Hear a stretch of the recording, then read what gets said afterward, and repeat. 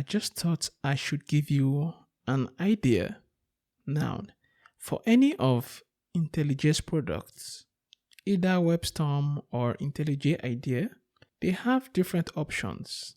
Now, for WebStorm, of course, it is paid for, but there is a column called Special Offers. This current screen is for IntelliJ IDEA, but it applies to WebStorm as well. So if you're a student or teacher, you can actually apply and you can get the software for free. So it's a wonderful company and they will do that for you. So how will they know that you're a student? Actually, you apply and fill in a form.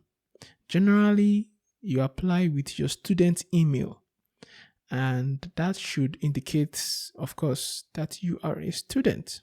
And my advice is, when you apply for this, make the most out of it.